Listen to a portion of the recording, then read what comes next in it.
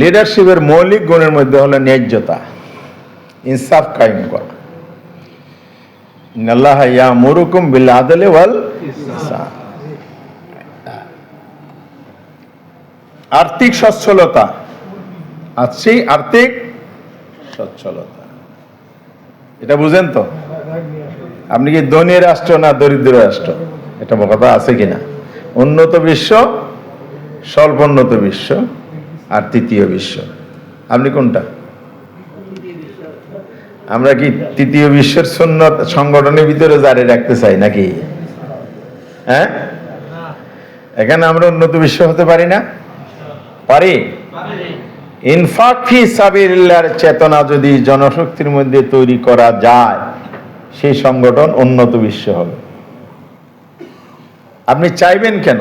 উনি ওনার গরজে দিবেন। মান জাহাদা ফাইন্নামা ইউজাহিদু লিনাফসিহি।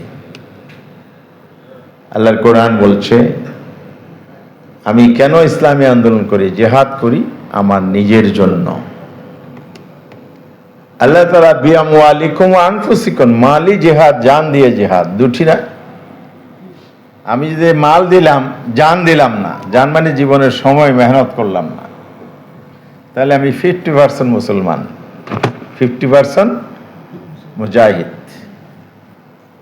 আপনারা কি 100% হতে চান নাকি কর্মীরা? সেটা চান না? হ্যাঁ, তো সবাই চাইলে ইনফাক ফি সাবিলিল্লাহ, নাফকন থেকে ইনফাক। নাফক মানে কি? হ্যাঁ, সুড়ঙ্গ। সুড়ঙ্গ এদিকে ঢুকে ওদিকে, আপনারাই তো বানান টানেল, এদিকে ঢুকে ওদিকে বের হয়। কিন্তু আমাদের সুন্নত তো ভিন্ন। সুন্নত কি? টানেলের পথ বন্ধ, যারা বেরিতে পারে না, খালি ব্যাংকে গিয়ে সঞ্চয় করে। টানেলের পথ বন্ধ, নতুন নতুন জমি কিনে, টানেল বন্ধ। মুহাম্মদ রাসূলুল্লাহ সাল্লাল্লাহু আলাইহি ওয়াসাল্লাম অভাব ছিল? নো, অভাব ছিল না, তবে উনি অভাবী ছিলেন। অভাব আর অভাবী এক না। রাসূল সাল্লাল্লাহু আলাইহি ঘরে কিন্তু অনেক সম্পদ আসতো, কিন্তু সব উনি টানেলের মতো বের করে দিতেন, বিতরণ করে দিতেন। একজন হিন্দু ভদ্রলোক ওনার সম্পর্কে বলেছেন, মুহাম্মদ হলেন সে মহাপুরুষ সাল্লাল্লাহু আলাইহি ওয়াসাল্লাম, যিনি সারা পৃথিবীকে আলোকিত করেছে। তার মৃত্যুর পরে তার ঘরে আলো জ্বালানোর মতো জ্বালানি তেল ছিল না। কথা কি বোঝা গেছে? কি বোঝা গেছে? তার মানে সঞ্চয় তিনি করতেন না। আমরা কি করি? ফ্ল্যাট একটা কিনছি, আর একটা পাইলে বা দুইটা পাইলে আরো ভালো, নাকি? প্লট একটা কিনছি, আর একটা পাওয়া যায় কিনা। লাভ কার? লাভ কার? আমার। আল্লাহ রাস্তায় দিল্লি মানুষ গরিব হয়ে যায় না? উসমান রাদিয়াল্লাহু তাআলা আল্লাহ রাসূলের কাছে আসলে, ইয়া রাসূলুল্লাহ, আমার জন্য দোয়া করেন। তোমার জন্য আবার কি দোয়া? বলে, আমার এত সম্পদ বাড়ে, একটু কমার জন্য দোয়া। পীরের কাছে কি জন্য দোয়া করে? হতে হ্যাঁ, এত তেজারাতে যেন বরকত হয়। হ্যাঁ, আমরা রাসূলের সুন্নাহ অনুসরণ করি নাই, সাহাবীদের সুন্নাহ অনুসরণ করি নাই।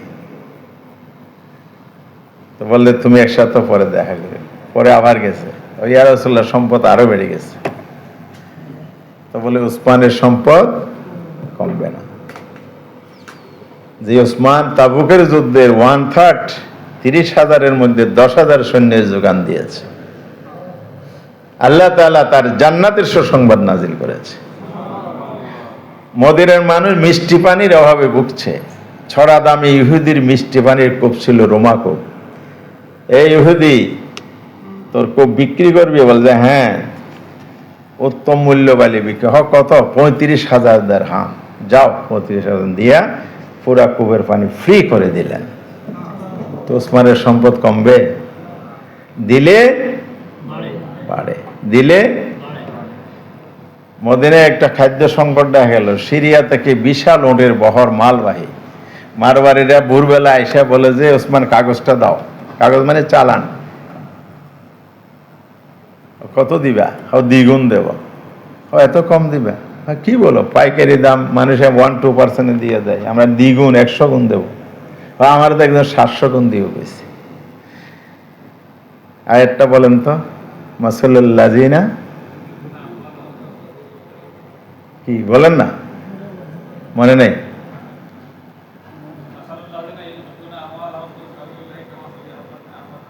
Very good. এখানে আয়াতটা আর পরে না শুনে সময় যাবে।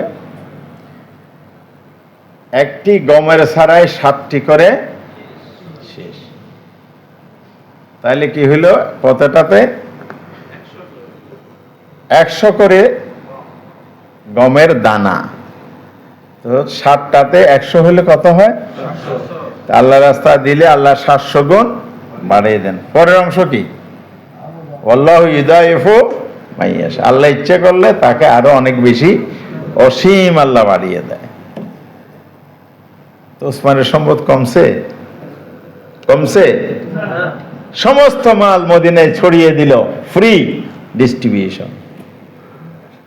700 উটের বহরের মাল যদি ছড়াই দেয়, আর কিছু থাকে ওখানে? ত্রাণের বন্যা ছড়াই দিয়েছে। আর্থিক সচ্ছলতা যদি আমরা সেভাবে চেতনা তৈরি করতে পারি, আর কোনো দুর্বলতা